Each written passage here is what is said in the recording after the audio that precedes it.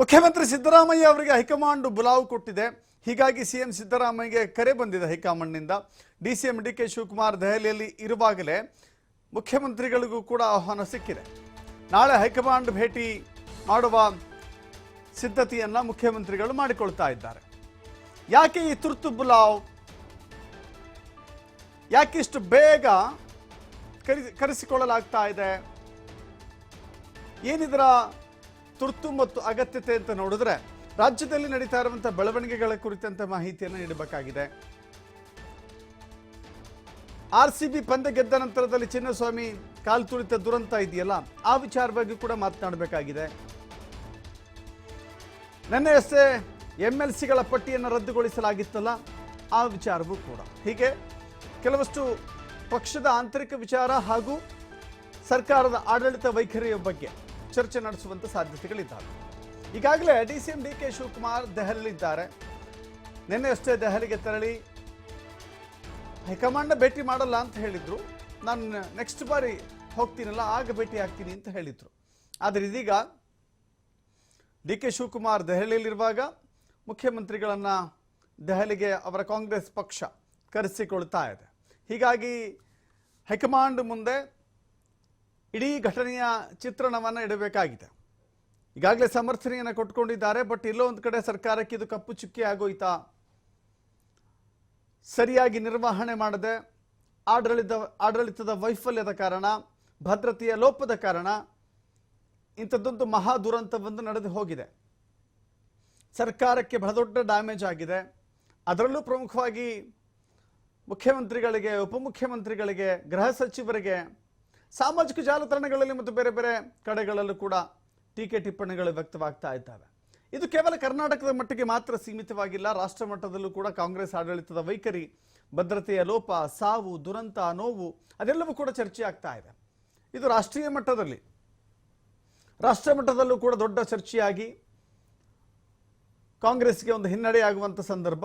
ಹೀಗಾಗಿ ಮುಖ್ಯಮಂತ್ರಿಗಳಿಂದ ಕೆಲವಷ್ಟು ಮಾಹಿತಿಯನ್ನು ಪಡೆದುಕೊಂಡು ಮುಂದಿನ ದಿನಗಳಲ್ಲಿ ಅದನ್ನು ಹೇಗೆ ನಿರ್ವಹಣೆ ಮಾಡಬೇಕು ಎನ್ನುವ ಕುರಿತಂತೆಯೂ ಕೂಡ ಚರ್ಚೆ ನಡೆಸುವ ಸಾಧ್ಯತೆಗಳಿದ್ದಾವೆ. ಮತ್ತಷ್ಟು ಮಾಹಿತಿ ನಮ್ಮ ಪ್ರತಿನಿಧಿ LN ಸ್ವಾಮಿ ಕೊಡ್ತಾರೆ. ನೇರ ಸಂಪರ್ಕದಲ್ಲಿ ಜಾಯ್ನ್ ಆಗ್ತಾ ಇದ್ದಾರೆ. ಸ್ವಾಮಿ, ಗಮನಿಸ್ತಾ ಇದ್ದೀವಿ, ಒಂದು ಕಡೆ ರಾಜ್ಯದಲ್ಲಿ ಸರ್ಕಾರದ ಬಗ್ಗೆ, ಭದ್ರತೆಯ ಲೋಪದ ಬಗ್ಗೆ ಚರ್ಚೆ ಆಗ್ತಾ ಇದೆ. ಸರ್ಕಾರಕ್ಕೆ ಡ್ಯಾಮೇಜ್ ಕೂಡ ಆಗಿದೆ. ಸರ್ಕಾರಕ್ಕೆ ಎಲ್ಲೋ ಒಂದು ಕಡೆ ಕಪ್ಪು ಚುಕ್ಕೆ ಅಂತ ಹೇಳಿದ್ರು ಕೂಡ ತಪ್ಪಾಗೋದಿಲ್ಲ. ಈ ಮಧ್ಯೆ ದೆಹಲಿಯ ದಂಡಯಾತ್ರೆ ಇದೆಯಲ್ಲ, ಏನು ಸೂಚಿಸುತ್ತೆ? ಇದು ಕೇವಲ RCB ಕಾಲ್ತುಳಿತದ ದುರಂತ ಅಂತ ಅದಕ್ಕೆ ಸೀಮಿತಗೊಳಿಸಬೇಕಾ, ಅಥವಾ ಇದರ ಜೊತೆಗೆ ಕೆಲವಷ್ಟು ರಾಜಕೀಯ ಲೆಕ್ಕಾಚಾರಗಳು ಕೂಡ ಇದ್ದಾವ ಅಂತ ಹೇಳಿ? ಯಾಕಂತ ಹೇಳಿದ್ರೆ ನಿನ್ನೆ ಅಷ್ಟೇ MLC ಪಟ್ಟಿಯನ್ನ ಹೈಕಮಾಂಡ್ ತಡೆ ಹಿಡಿದಿದೆ. ಕೆಲವಷ್ಟು ಗೊಂದಲಗಳು ಕೂಡ ಇದ್ದಾವೆ. ಹೀಗಾಗಿ ಸದ್ಯ ರಾಜ್ಯ ಕಾಂಗ್ರೆಸ್ ನಾಯಕರ ಮುಂದೆ ಸಾಕಷ್ಟು ಸವಾಲುಗಳಿವೆ. ಅದರಲ್ಲಿ RCB ಕಪ್, IPL ಕಪ್ ಗೆದ್ದ ಮೇಲೆ ಸಂಭ್ರಮಾಚರಣೆಯನ್ನ ರಾಜ್ಯ ಸರ್ಕಾರ ಅದ್ದೂರಿಯಾಗಿ ಮಾಡುವಂತ ಒಂದು ಪ್ಲಾನ್ ಇತ್ತು. ಎರಡೂ ಕಡೆ ಸಂಭ್ರಮಾಚರಣೆಗೆ ಅವಕಾಶ ಕಲ್ಪಿಸಿಕೊಟ್ಟಿತ್ತು. ಒಂದು ಕಡೆ ವಿಧಾನಸೌಧದ ಗ್ರ್ಯಾಂಡ್ ಸ್ಟೆಪ್ ಮುಂದೆ, ಮತ್ತೊಂದು ಕಡೆ ಚಿನ್ನಸ್ವಾಮಿ ಕ್ರೀಡಾಂಗಣದ ಒಳಗಡೆ. ಆದ್ರೆ ಆ ಸಂಭ್ರಮಾಚರಣೆಯಲ್ಲಿ ಆದಂತ ಒಂದು ದುರಂತದಿಂದ 11 ಜನ ಕಾಲ್ತುಳಿತಕ್ಕೆ ಈಗಾಗಲೇ ಸಾವನ್ನಪ್ಪಿರೋದು, ಸುಮಾರು 47 ಜನ ಗಾಯಾಳುಗಳಾಗಿದ್ದು. ಈ ಪ್ರಕರಣ ಸದ್ಯ ರಾಷ್ಟ್ರಾದ್ಯಂತ ಸುದ್ದಿಯಾಗಿರುವಂತದ್ದು. ರಾಜ್ಯ ಸರ್ಕಾರಕ್ಕೆ ದಿನೇ ದಿನೇ ಟೆನ್ಷನ್ ಶುರುವಾಗಿದೆ. ಒಂದು ಕಡೆ ವಿಪಕ್ಷಗಳು ಅಂದ್ರೆ BJP ಸೇರಿದಂತೆ JDS ನಾಯಕರು ರಾಜ್ಯ ಸರ್ಕಾರದ ವಿರುದ್ಧ ಸಾಕಷ್ಟು ಆರೋಪಗಳನ್ನ ಮಾಡ್ತಾ ಇದ್ದಾರೆ. CM ಸೇರಿದಂತೆ DCM ಹಾಗೂ ಗೃಹ ಸಚಿವರ ಒಂದು ತಲೆದಂಡ ಆಗಬೇಕು ಅನ್ನೋ ಪಟ್ಟು ಹಿಡಿದಿದ್ದಾರೆ. ಈಗಾಗಲೇ ಪ್ರತಿಭಟನೆಗಳನ್ನ ಕೂಡ ಶುರು ಮಾಡ್ಕೊಂಡಿದ್ದಾರೆ. ನಾಳೆಯಿಂದ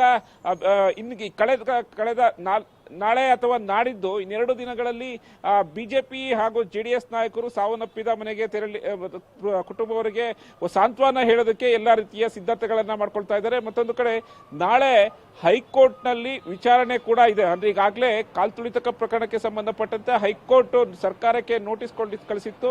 ನಾಳೆ ವರದಿಯನ್ನ ಸಲ್ಲಿಸಲು ಕೋರ್ಟ್ಗೆ ಸಲ್ಲಿಸೋದಕ್ಕೆ ಈಗಾಗಲೇ ಆ ಸೂಚನೆಯನ್ನ ಕೊಟ್ಟಿದೆ. ಹಾಗಾಗಿ ರಾಜ್ಯ ಸರ್ಕಾರ ಬರದಿಂದ ಯಾವ ಯಾವ ಕ್ರಮಗಳನ್ನ ತೆಗೆದುಕೊಂಡಿದೆ, ಸರ್ಕಾರದ ನಡೆ ಏನು, ಸರ್ಕಾರ ಯಾವ ರೀತಿ ಒಂದು ಕ್ರಮಗಳನ್ನು ತೆಗೆದುಕೊಳ್ಳಿದೆ ಅನ್ನೋದ್ರ ಬಗ್ಗೆ ನಾಳೆ ಕೋರ್ಟ್ಗೆ ವರದಿಯನ್ನ ಕೊಡಬೇಕಾಗಿದೆ. ಈ ಎಲ್ಲಾ ಬೆನ್ನಲ್ಲೇ ನಾಳೆ CM ದಿಢೀರ್ ಡೆಲ್ಲಿ ಪ್ರವಾಸ ತೆರಳುತ್ತಾ ಇರುವಂತದ್ದು. 12ನೇ ತಾರೀಕಂದು ಸಿಎಂ ದೆಹಲಿಗೆ ತೆರಳಬೇಕಿತ್ತು, ಅಲ್ಲಿ ಹೈಕಮಾಂಡ್ ನಾಯಕರ ಭೇಟಿ ಆಗಬೇಕಿತ್ತು. ಆದರೆ ಈ ಪ್ರಕರಣ ಯಾವಾಗ ದಿನೇ ದಿನೇ ರಾಷ್ಟ್ರೀಯ ಮಟ್ಟದಲ್ಲಿ ಚರ್ಚೆ ಆಗ್ತಾ ಇದೆ, ವಿಪಕ್ಷಗಳು ಕೂಡ ಸರ್ಕಾರದ ನಾಯಕರ ತಲೆದಂಡೆಗೆ ಸಾಕಷ್ಟು ಆಗ್ರಹ ಮಾಡ್ತಾ ಇದ್ದಾರೆ, ಪ್ರತಿಭಟನೆ ಮಾಡ್ತಾ ಇದ್ದಾರೆ. ಹಾಗಾಗಿ ಯಾವ ಒಂದು ನಡೆಯನ್ನ ತೆಗೆದುಕೊಂಡಿದ್ದೀರಾ, ರಾಜ್ಯ ನಿಮ್ಮ ನಡೆ ಏನು, ನಿಮ್ಮ ತೆಗೆದುಕೊಂಡಿರುವ ಕ್ರಮಗಳೇನು ಎನ್ನುವುದ್ರ ಬಗ್ಗೆ ಹೈಕಮಾಂಡ್ ರಾಜ್ಯ ನಾಯಕರಿಂದ ಅಂದ್ರೆ ಸಿಎಂ ಹಾಗೂ ಡಿಸಿಎಂ ಇಂದ ವರದಿಯನ್ನು ಪಡೋದಕ್ಕೆ ಈಗ ಮುಂದಾಗಿರುವಂಥದ್ದು. ಹಾಗಾಗಿ 12ನೇ ತಾರೀಕು ಹೊರಡಬೇಕಾದಂತ ಸಿಎಂ ಈಗ ದಿಢೀರ ನಾಳೆ ದೆಹಲಿಗೆ ತೆರಳ್ತಾ ಇರೋದು. ಅಲ್ಲಿ ಹೈಕಮಾಂಡ್ ನಾಯಕರನ್ನ ಭೇಟಿಯಾಗಿ ಕಾಲ್ತುಳಿತ ಪ್ರಕರಣಕ್ಕೆ ಸಂಬಂಧಪಟ್ಟಂತೆ ರಾಜ್ಯ ಸರ್ಕಾರ ಏನೆಲ್ಲ ಒಂದು ಕ್ರಮಗಳನ್ನ ಕೈಗೊಂಡಿದೆ, ಯಾಕೆ ಕಾಲ್ತುಳಿತಕ್ಕೆ ಕಾರಣ ಏನಾಯ್ತು, ಅಲ್ಲಿ ಅಗತ್ಯತೆ ಬಂದೋಬಸ್ತ್ ವಿಫಲ ಆಗಿದ್ಯಾ ಅಥವಾ ರಾಜ್ಯ ಸರ್ಕಾರ ವಿಫಲ ಆಗಿದ್ಯಾ ಅಥವಾ ಆಡಳಿತ ವರ್ಗ ವಿಫಲ ಆಗಿದ್ಯಾ ಅನ್ನೋ ಬಗ್ಗೆ ಸಂಪೂರ್ಣವಾದಂತಹ ಒಂದು ವರದಿಯನ್ನ ಹೈಕಮಾಂಡ್ ನಾಯಕರಿಗೆ ಇಬ್ಬರು ಅಂದ್ರೆ ಸಿಎಂ ಸೇರಿದಂತೆ ಡಿಸಿಎಂ ಇಬ್ಬರು ಕೂಡ ವಿವರಣೆ ಕೊಡಲಿದ್ದಾರೆ. ಪ್ರಮುಖವಾಗಿ ಈಗಾಗಲೇ ನಿನ್ನೆ ಕೂಡ ಸಿಎಂ ಸಿದ್ದರಾಮಯ್ಯ ಅವರ ನೇತೃತ್ವದಲ್ಲಿ ಕಾವೇರಿ ನಿವಾಸದಲ್ಲಿ ಒಂದು ಸಭೆ ಆಗಿದೆ. ಡಿಸಿಎಂ ಡಿಕೆ ಶಿವಕುಮಾರ್ ಇದ್ರು ಹಾಗೂ ಗೃಹ ಸಚಿವ ಪರಮೇಶ್ವರ್ ಸೇರಿದಂತೆ ಹಲವು ಅಧಿಕಾರಿಗಳು ಸಿಎಂ ಸಿದ್ದರಾಮಯ್ಯ ಅವರ ಸಭೆಯಲ್ಲಿ ಭೇಟಿಯಾಗಿದ್ರು. ಸಂಪೂರ್ಣವಾದಂತಹ ಒಂದು ಮಾಹಿತಿಯನ್ನ ಈಗಾಗಲೇ ಸಿಎಂ ಪಡ್ಕೊಂಡಿರುವಂತದ್ದು. ಇವತ್ತು ಕೂಡ ಸಂಜೆ ಏನು ಮುಖ್ಯ ಕಾರ್ಯದರ್ಶಿ ಹಾಗೂ ಸೇರಿದಂತೆ ಕಾನೂನು ಸಚಿವ HK ಪಾಟೀಲ್ ಅವರ ಒಂದು ಸಭೆಯನ್ನ ನಡೆಸಲಾಗುತ್ತೆ. ಆ ಸಭೆಯಲ್ಲೂ ಕೂಡ ಒಂದಿಷ್ಟು ವರದಿಗಳನ್ನ ಸಿಎಂ ಪಡಿತಾರೆ. ಯಾಕೆಂದ್ರೆ ಹೈಕಮಾಂಡ್ಗೆ ಒಂದ್ ಕಡೆ ವರದಿ ಕೊಡಬೇಕು, ಮತ್ತೊಂದು ಕಡೆ ಹೈಕೋರ್ಟ್ಗೆ ವರದಿ ಕೊಡಬೇಕು. ಹಾಗಾಗಿ ಮುಂದೆ ಯಾವ ರೀತಿ ಒಂದು ಕ್ರಮಗಳನ್ನ ತೆಗೆದುಕೊಂಡಿದೀವಿ ಅನ್ನೋ ಸಂಪೂರ್ಣ ಮಾಹಿತಿಯನ್ನ ಹೈಕಮಾಂಡ್ ನಾಯಕರಿಗೆ ಕೊಡೋದ್ರಿಂದ ಅಲ್ಲಿ ಏನೇನು ಸಿಎಂ ಸೇರಿದಂತೆ ಡಿಸಿಎಂ ಯಾವ ರೀತಿ ಒಂದು ವರದಿಯನ್ನು ಕೊಡ್ತಾರೆ ಅನ್ನೋದು ಕೂಡ ಸಾಕಷ್ಟು ಕುತೂಹಲ ಮೂಡಿಸ್ತಾ ಇರುವಂತದ್ದು. ಜೊತೆಗೆ ನಿನ್ನೆ ಏನು DPRಗೆ ಬರೆದಂತ ಒಂದು ಪತ್ರ ಅಂದ್ರೆ ವಿಧಾನಸೌಧದ DCP ಬರೆದಂತ ಒಂದು ಪತ್ರ ಸಾಕಷ್ಟು ವೈರಲ್ ಆಗ್ತಾ ಇದೆ. ಅದು ಕೂಡ ಸಾಕಷ್ಟು ಆ ಸರ್ಕಾರಕ್ಕೆ ತಲೆ ಬಿಸಿ ಆಗ್ತಾ ಇರುವಂತದ್ದು. ಅಂದ್ರೆ ಏನು ಪತ್ರವನ್ನ ವೈರಲ್ ಮಾಡಿದವರು ಯಾರು ಮಾಧ್ಯಮಗಳಿಗೆ ಕೊಟ್ಟಿದ್ದು ಅಥವಾ ಸಾರ್ವಜನಿಕ ಸಿಗುವಂತೆ ಮಾಡಿದ್ದು ಯಾರು ಅನ್ನೋದು ಈಗ ಸಾಕಷ್ಟು ಒಂದು ಚರ್ಚೆಯನ್ನ ಹುಟ್ಟಾಗ್ತಾ ಇದೆ. ಹಾಗಾಗಿ ಮತ್ತೆ ಇಲ್ಲಿ ಅಧಿಕಾರಿಗಳ ಒಂದು ಮಟ್ಟಕ್ಕೆ ಸಾಬೀತಾಗಿರುವಂತದ್ದು.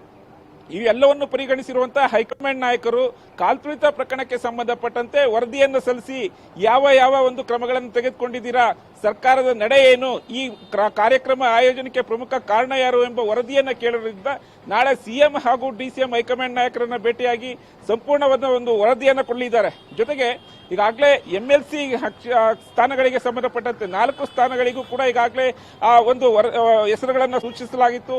ಸಾಕಷ್ಟು ವಿರೋಧ ಕಂಡು ಬಂದ ಹಿನ್ನೆಲೆಯಲ್ಲಿ ಈಗಾಗಲೇ ಹೈಕಮಾಂಡ್ ಕೂಡ ಅದಕ್ಕೆ ಬ್ರೇಕ್ ಅನ್ನ ಹಾಕಿರೋದು. ಒಟ್ಟಾರೆಯಾಗಿ ಒಂದು ಕಾಲ್ತುಳಿತ ಪ್ರಕರಣ ಮತ್ತೊಂದು MLCಗೆ ಸ್ಥಾನಗಳಿಗೆ ಆಯ್ಕೆ ವಿಚಾರದಲ್ಲಿ ನಾಳೆ ಹೈಕಮಾಂಡ್ ನಾಯಕರನ್ನ ಸಿಎಂ ಸೇರಿದಂತೆ ಡಿಸಿಎಂ ಇಬ್ರು ಭೇಟಿ ಮಾಡಿ ಕಾಲ್ತುಳಿತ ಪ್ರಕರಣ ಹಾಗೂ MLC ಸಂಬಂಧಪಟ್ಟಂತೆ ಸಂಪೂರ್ಣವಾದಂತಹ ಒಂದು ವಿವರಣೆಯನ್ನು ನೀಡಲಿದ್ದಾರೆ. Dasharath. Yes, thank you Swami.